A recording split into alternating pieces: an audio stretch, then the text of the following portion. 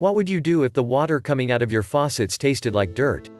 I know how crazy that sounds, but this is actually happening in the capital city of California right now.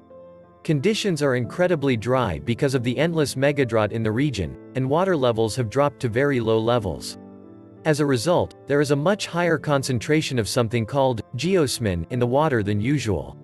For those that are not familiar with geosmin, it is one of the organic compounds that makes soil smell the way that it does.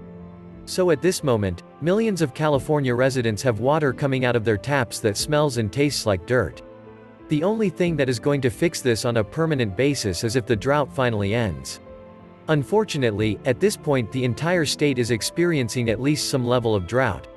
All of California is in some level of drought, according to the U.S. Drought Monitor, and at increased risk of wildfires. About 33% of the state is in exceptional drought, the most severe classification.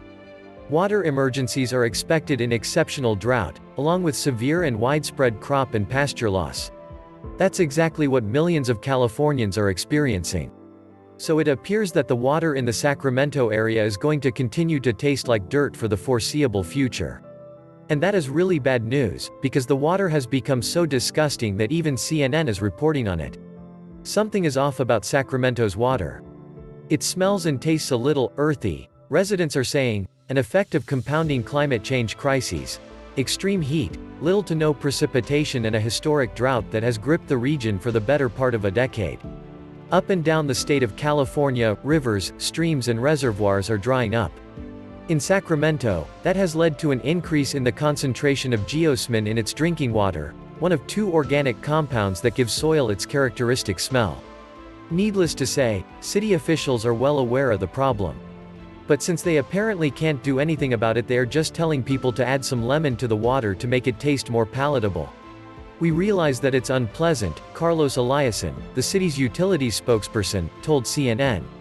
The earthy taste that some of our customers are experiencing is harmless and can be neutralized by adding some lemon or putting it in the refrigerator. Can you believe that?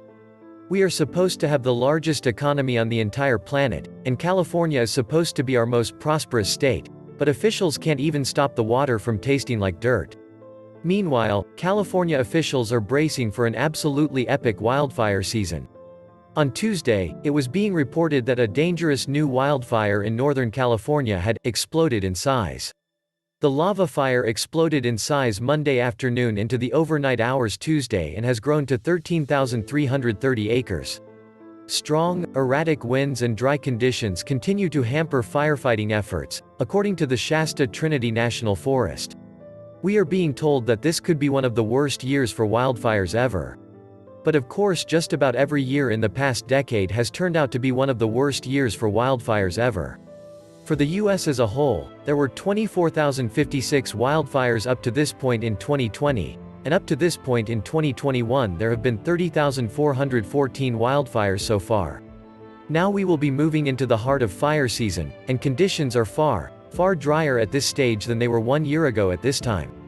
The heat dome, which has been absolutely baking the Northwest in recent days, is certainly not helping matters. New all-time record highs have been established in city after city, and that includes both Portland and Seattle. Seattle set a record of 104 degrees Sunday and broke that Monday with 107 degrees, the World Meteorological Organization said. Portland broke the record twice, 108 on Saturday and 112 on Sunday. Many other records tumbled Monday. Conditions are going to remain very hot and very dry in the Northwest for many days to come. So it does not appear that any immediate relief is in sight. Further south, the hot, dry conditions are playing havoc with agricultural production throughout California. The New York Times says that vast stretches of land are fallow because there's no water, and the long-term outlook for agriculture in the state is extremely bleak. By 2040, the San Joaquin Valley is projected to lose at least 535,000 acres of agricultural production. That's more than a tenth of the area farmed. And if the drought perseveres and no new water can be found, nearly double that amount of land is projected to go idle, with potentially dire consequences for the nation's food supply. California's $50 billion agricultural sector supplies two-thirds of the country's fruits and nuts and more than a third of America's vegetables, the tomatoes, pistachios, grapes and strawberries that line grocery store shelves from coast to coast. Dire consequences for the nation's food supply. I don't like the sound of that at all. Unfortunately, this is the future that we are facing. Dust bowl conditions are returning, and agricultural production in California is going to be lower than usual for the foreseeable future. It is almost as if the entire state is under some sort of a curse. In recent years, the state has been hit by disaster after disaster, and now experts are warning that this endless megadrought is likely to continue to grip the state for many years to come. So those that currently reside in Sacramento might as well become accustomed to water that tastes like dirt, because a return to normal does not appear to be in the cards. This was the Nomad Economist. Please like, share, subscribe, and please take some time to subscribe to my backup channels. I do upload videos there too. You'll find the links in the description box. You will also find a PayPal link if you want to make a donation. Thank you wholeheartedly to all those of you who have already donated. Stay safe and healthy, friends.